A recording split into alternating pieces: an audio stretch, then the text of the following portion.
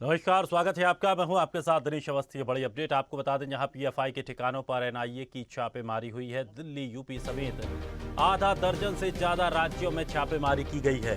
NIA की अन्य एजेंसियों के साथ ये छापेमारी की है। यूपी में पीएफआई से जुड़े 6 लोगों को गिरफ्तार किया गया है। तो वाराणसी में आज 2 पीएफआई सदस्यों को एनआईए रिमांड पर लेने वाली है।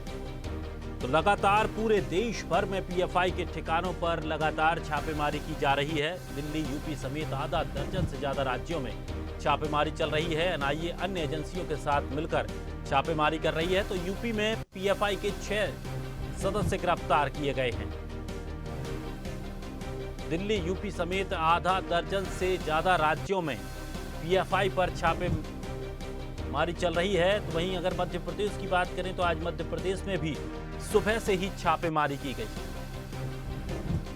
वाराणसी से हमारी सहयोगी अंतिमा सिंह हमारे साथ जुड़ गई हैं। अंतिमा, क्या जानकारी मिल रही है?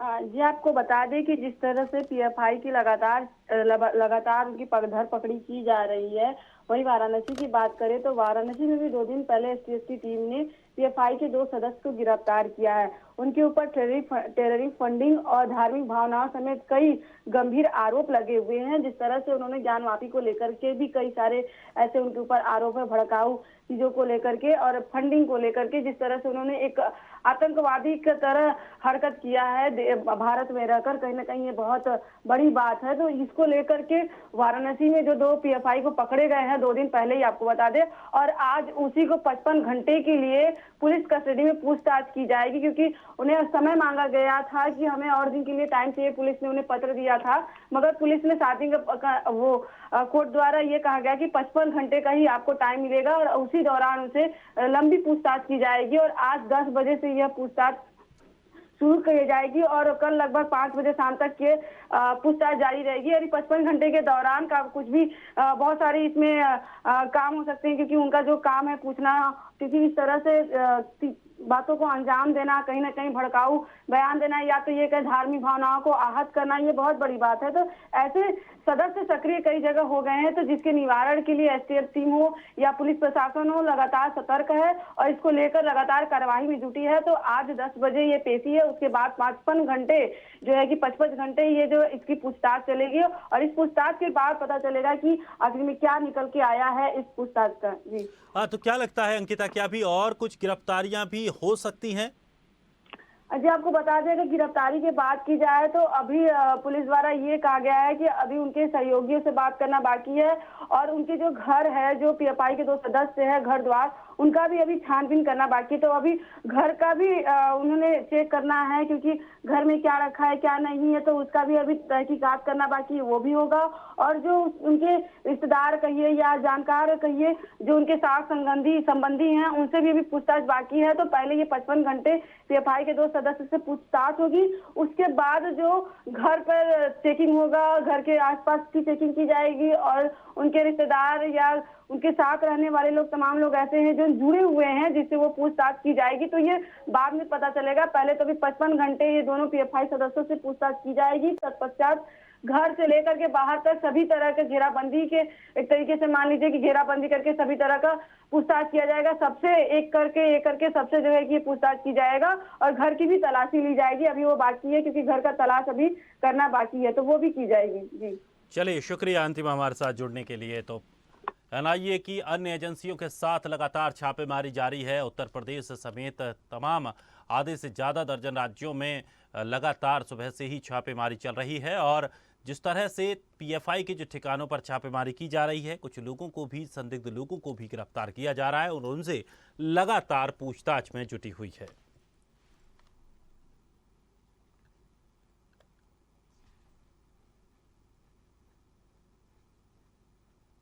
तो पीएफआई के ठिकानों पर एनआईए लगातार छापेमारी कर रही है।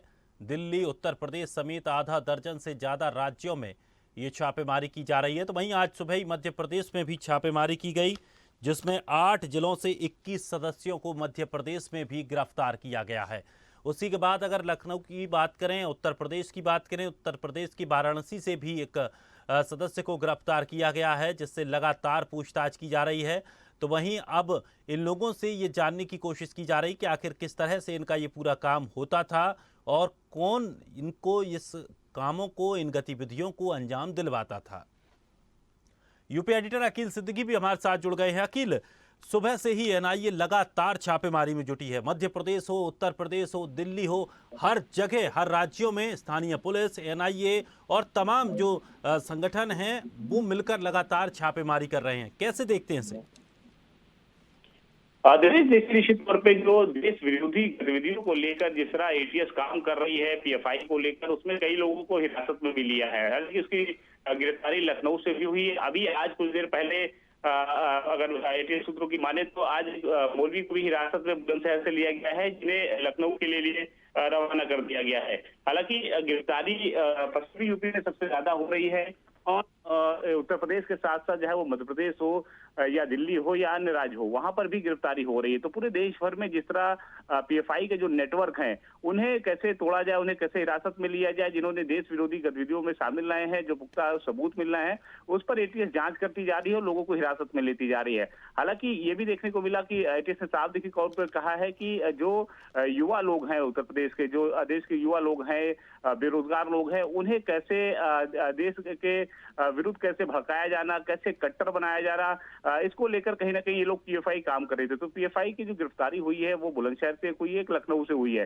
हालांकि अभी भी इस मामले में एटीएस काम कर रही है और जांच करने के बाद ही लोगों को उठाया। हालांकि शासन और सरकार ने पहले ही कर दिया है कि जांच के बाद ही लोगों को हिरासत में ले, कोई बेकसूर लोगों को गिरफ्तारी न की जाए। तो ऐसे में इस बात का भी ख्याल उत्तर प्रदेश पुलिस रख रही है।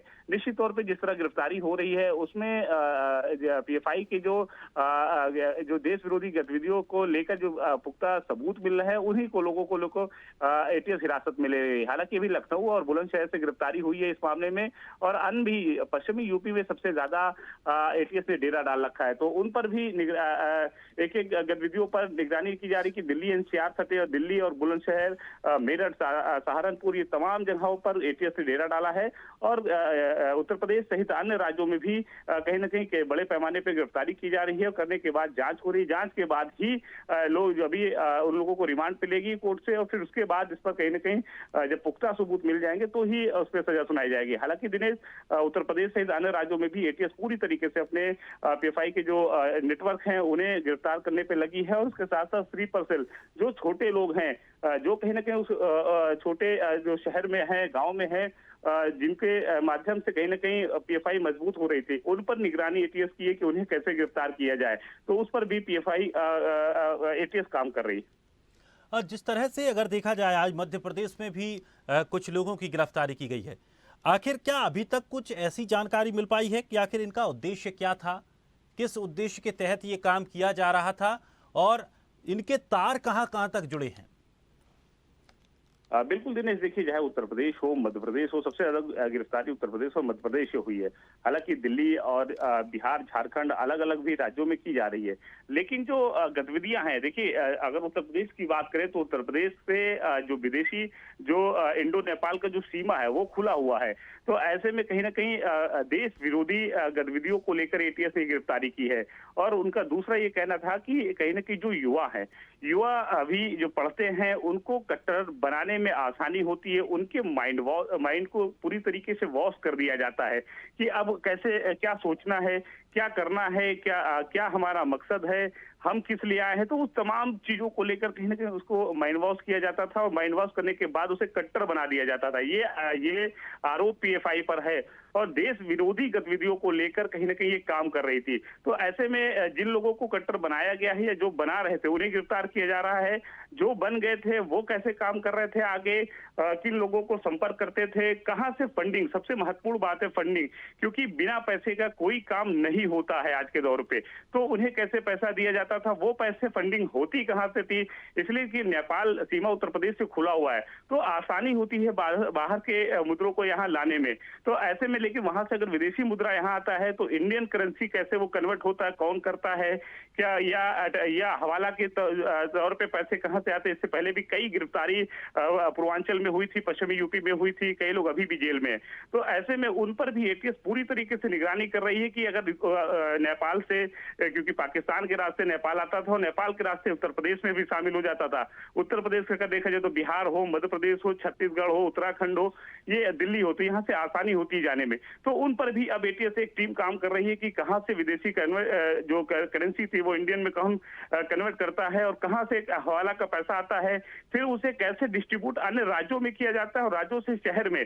तो उन शहरों में भी एटीएस काम कर रही है कि उनकी गिरफ्तारी पहले जरूरी है। मैंने कई बार दिनेश कहा है कि स्लीपर सेल की अगर जब तक कमर नहीं टूटेगी, जो छोटे छोटे नेटवर्क है, जो जिनको पता ही नहीं कि ऊपर उनके आका कौन है, माई बाप कौन है, लेकिन बस उन्हें नीचे पैसा मिलता है और उनको बता दिया जाता है कि कैसे इन इलाकों में जाना है, कैसे किन युवाओं को टारगेट करना है, किनको कट्टर बनाना है, क्या माइंड वॉश करना है, क्या बताना है, किस पर काम करना है, वो काम करते हैं। लेकिन उनको पता ही नहीं होता है कि कौन करा रहा है। तो उनको जब तक उनकी कमर नहीं टूटेगी, निश्चित तौर पे तो एटीएस को बड़ी कामयाबी नहीं मिलेगी। तो एटीएस इस बात को लेकर भी बारीकी से जांच कर रही है कि वो कौन लोग हैं, उन कहाँ उत्तर प्रदेश के 18 मंडलों में है, कहाँ पर 75 जिलों में है, कहाँ पर ब्लॉकों पे है, 402 विधानसभा जो है 400 उस पे कहाँ पर काम कर रहे हैं। तो उन पर भी एटीएस पूरी तरीके से काम कर रही है। उत्तर प्रदेश सहित अन्य राज्यों में भी इसी तर्ज पर काम किया जा रहा है। ये नहीं माना जा रहा है कि आने वाले समय में पीएफआई के कई बड़े नेटवर्कों की गिरफ्तारी होगी और एटीएस इस पर प्रेस कॉन्फ्रेंस करके सारी तस्वीर साफ करेगी। दिनेश, चलिए अकील, आप हमारे साथ बने रहिए। तो यूपी में पीएफआई से जुड़े 6 लोगों को गिरफ्तार किया गया है और लगातार एनआईए पीएफआई के ठिकानों पर छापेमारी पूरे देश भर में चल रही है और अलग अलग राज्यों में दिल्ली, उत्तर प्रदेश समेत आधा दर्जन से ज्यादा राज्यों में छापेमारी चल रही है।